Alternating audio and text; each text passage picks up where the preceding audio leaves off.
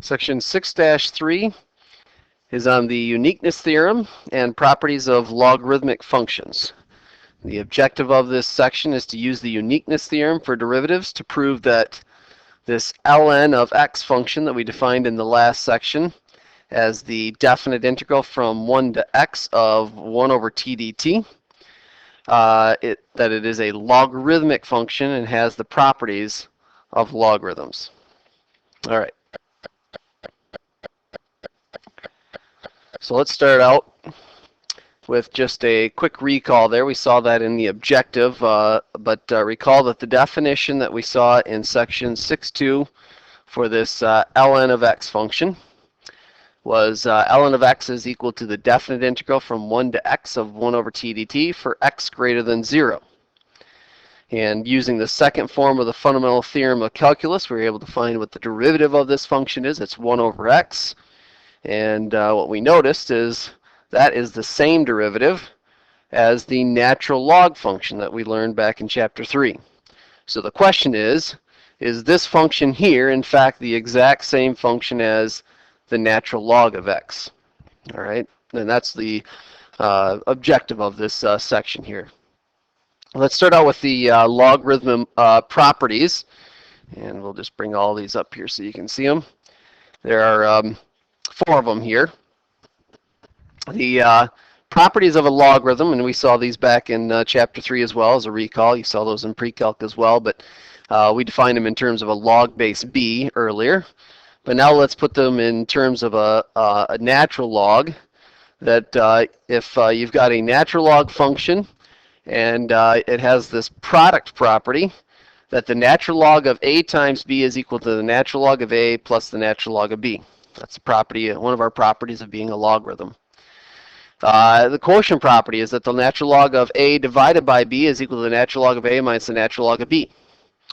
And the power property is the natural log of a raised to the b power is equal to b times the natural log of a.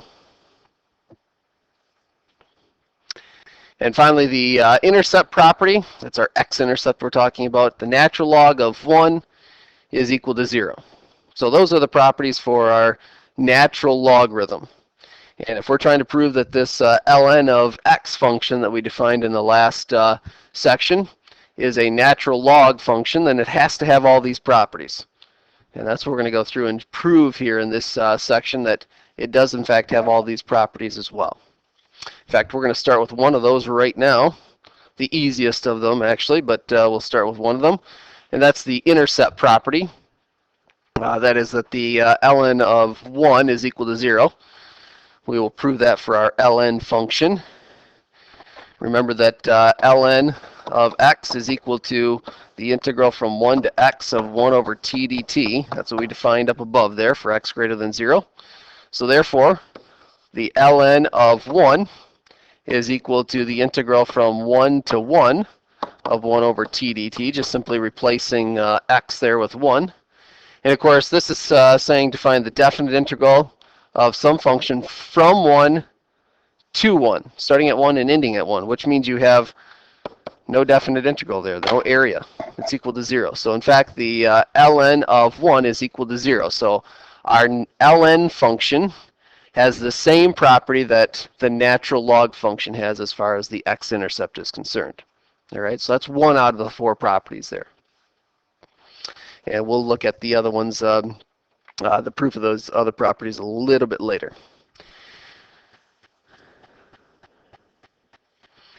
All right, let's take a step back here. We just looked at the properties of logarithms. Let's take a step back and look at the definition of what a logarithm is. And again, you saw this last year in pre-calc when you were introduced to the logarithm. Actually, you've seen the logarithm prior to that, but you should have at least been refreshed on this definition.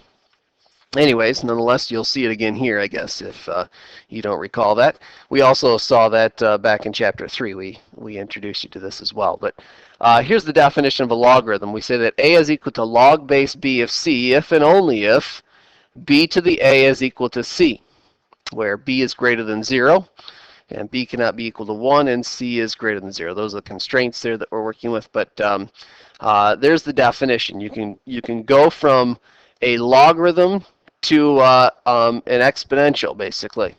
You can go from a equals log base b of c and rewrite that as b raised to some power a is equal to c. So exponentials and the logarithms have some relationship here is what we're seeing actually by the definition. Now, one thing to note is that a logarithm is actually an exponent. That is, if you look at the result of this logarithm over here, we say that log base b of c is equal to a. So the result of a log is this value a. And if you rewrite this in terms of this exponential form over on the right, you can see that a is the exponent.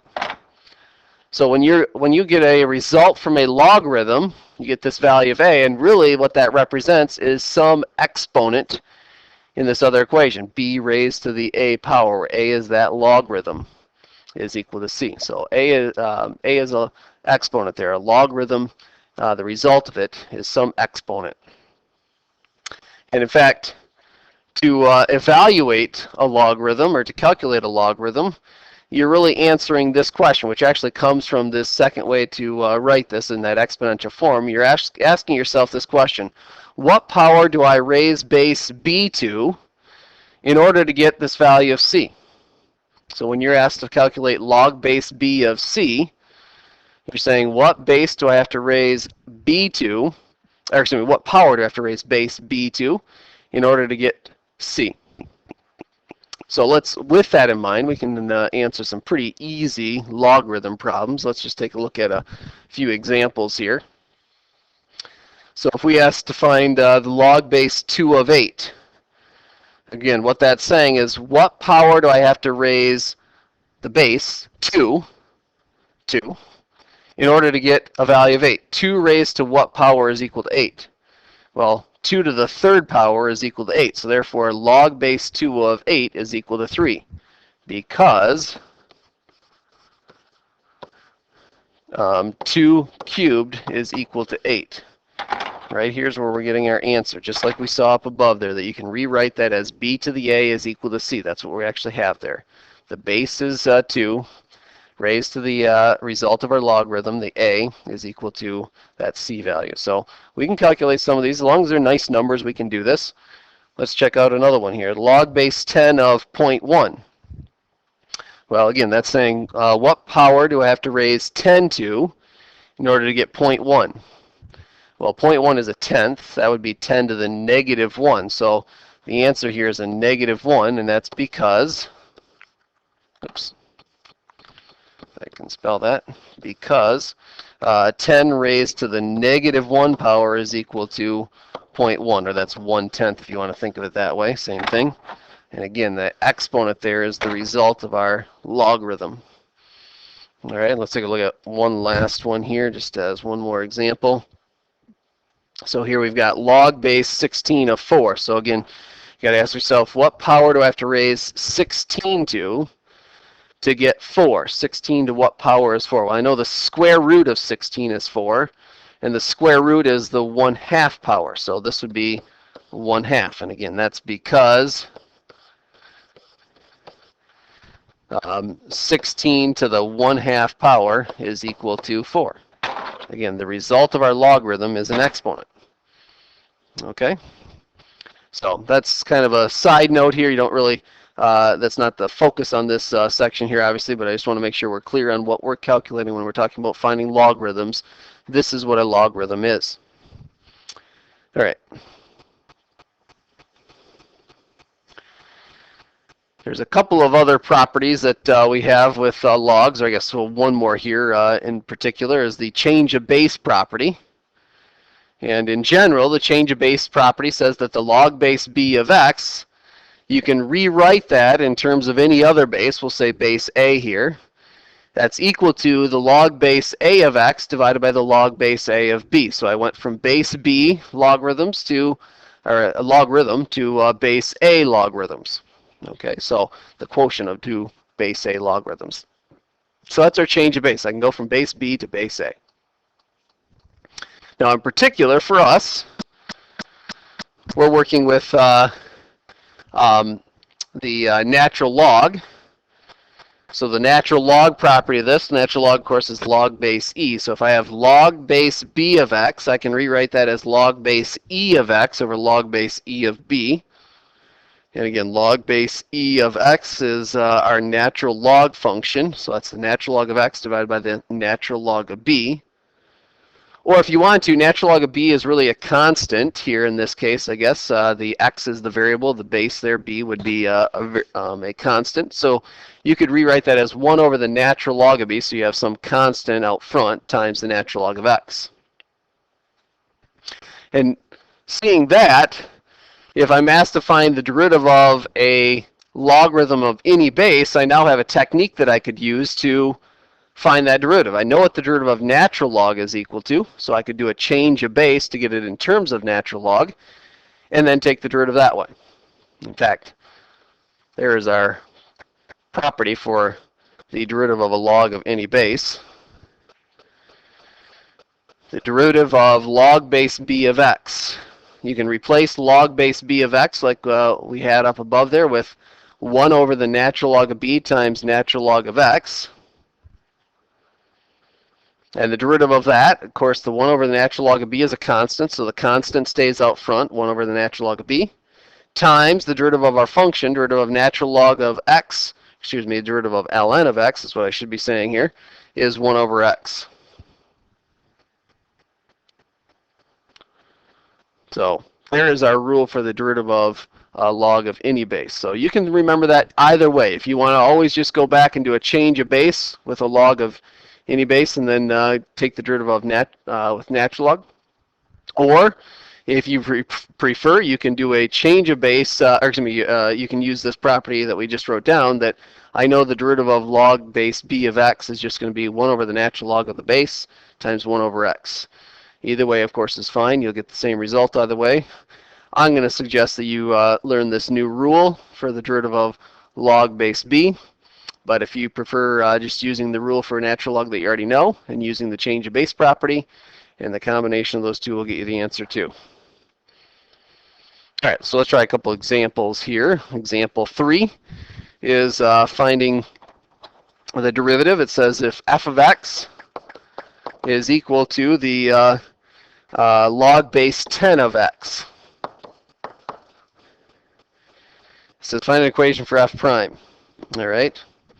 So f prime of x, I'm just going to use the rule that we just learned. The rule was it's 1 over the natural log of the base, natural log of 10, times 1 over whatever you're taking the log of, 1 over x. Right there is our rule. All right, and it says there to check the formula by evaluating f prime of 2 and show that the line containing the point 2 log base 10 of 2 with slope f prime of 2 is tangent to the graph. And so basically they're saying find the equation of the tangent line. Well, we can do that. This will be a good little review here for us.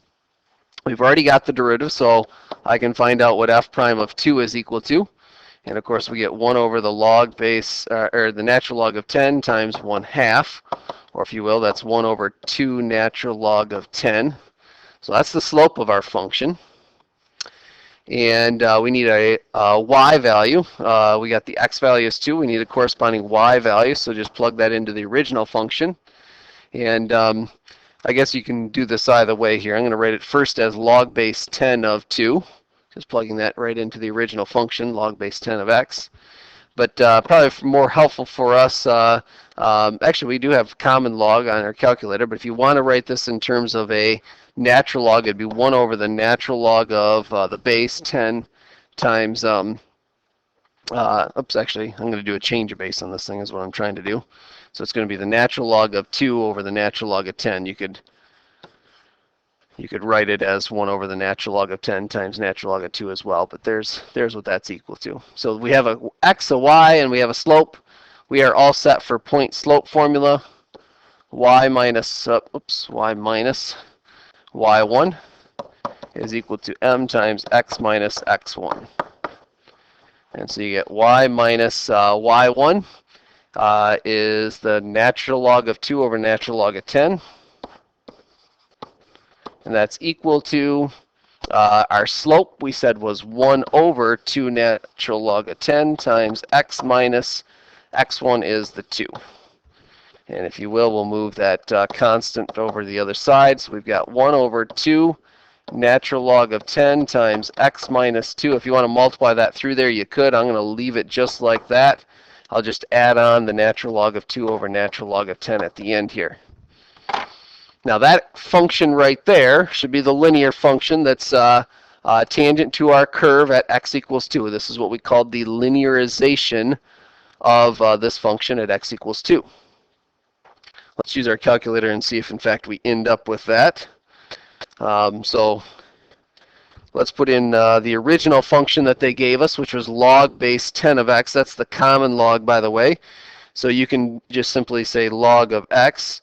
If you want to do the change of base and write it as the natural log of x over the natural log of 10, of course you'll get the same thing.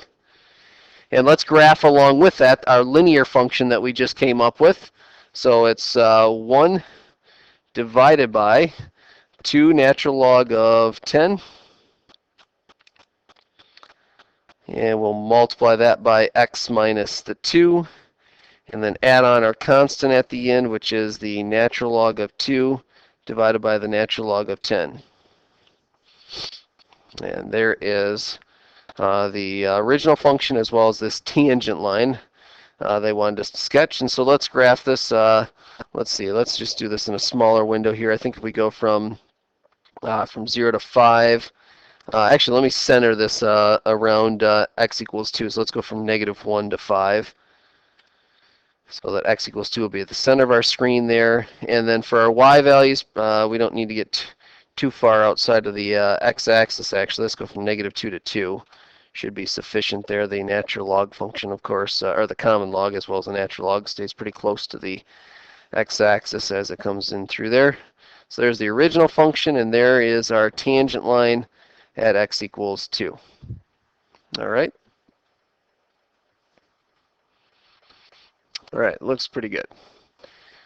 Let's take a look at one more example here. Example 4 says if f of x is equal to log base 4 of 3x, f of x is equal to log base 4 of 3x. It says find f prime of x algebraically, and then find an approximation then for f prime of 5. Okay, so let's first start out with f prime of x. Again, if you want to do a change of base with that to get it over to natural logs, you can, but I'm just going to use our rule. Our rule that we came up with was it's 1 over the natural log of our base, 1 over natural log of 4, times 1 over whatever you're taking the log of. Now, this is a composite function, so we got to follow chain rule here. So the inside function is what gets put into the parentheses there. Think of that as a placeholder for us. So there's the derivative of the outside. Chain rule says we substitute in the inside, and then finally multiply by the derivative of the inside times 3. Notice that the 3's will cancel out there for us. So we end up with 1 divided by the natural log of 4 times x. I'm going to write it that way just so it's clear. It's not 4 times x. It's the natural log of 4 times x. Sometimes you might put the x out front to help clarify that as well. But there's our derivative. Now they wanted us to find what f prime, or find an approximation then for f prime of 5. So f prime of 5 would be equal to 1 over, I'm going to write it as, well, I'll write it as natural log of 4 times 5. I'll write it that way first, or that's 1 over 5 natural log of 4. And if we want an approximation for that, we can use our calculator to punch that in and get an approximation there. So 1 divided by 5 natural log of 4. So we get 0.1442. 0.144. I guess you'll put the 4th digit on there. You only need the 3, but you can put more if you want. And says show that your answer is reasonable by plotting function f on your grapher and by showing that f prime of 5 has a sign that agrees with the slope. Well, I know what the natural log function looks like, or in this case it's log base 4, but they basically all look the same, and they very slowly increase as you as time goes on there. So in other words, this graph of this thing, if I were to sketch it, is going to look something like this. So it's going to have a very shallow slope there as we get out to x equals 5. If this is, let's say 5, it's got a very shallow slope there, which, 0.144, that's a very small slope there, but it's positive. So that looks reasonable. You can use your calculator to sketch it if you want, but that's what we're going to end up with. All right, look at example 5 then. One last example here, but we're going to use some properties of logs first on this problem. So this says to find the derivative of the natural log of x to the 6th over the sine squared of x. All right, and it's the natural log of all of this stuff here that we're working with. And so the first thing that we want to do here is actually use some of our properties of logs to simplify this thing. You could take the derivative just as is, but it's going to be a little bit more complex. It's a composite function first of all, and you can see the inside function is a quotient. So you got to follow quotient rule as you go through that. So let's see if we can simplify this. And I'm going to use this derivative notation here, the same as they've written it throughout. So I haven't taken the derivative yet, so I got to leave that derivative notation out front to find the derivative of the following. So I have the log of a quotient. Well, we know that the natural log of a quotient is equal to the difference of the logs. So that's going to be the natural log of x to the 6th minus the natural log of sine squared of x. And in fact, I'm going to use one more property. That's the quotient property. I can see each of those has a power. So we can use our power property. That is the natural log of x to the 6th. The 6 comes out front to write that as 6 natural log of x. And the natural log of sine squared, that's 2 times the natural log of the sine of x. In fact, if you want to put that in parentheses there, you can, just so it's clear that that's an inside function. All right, I think we are set to take a derivative finally. So we'll get rid of our d dx notation here, which says to find the derivative. So we'll go ahead and do that. 6 natural log of x. Derivative of that is going to be 6 times 1 over x. It's just a constant times a function.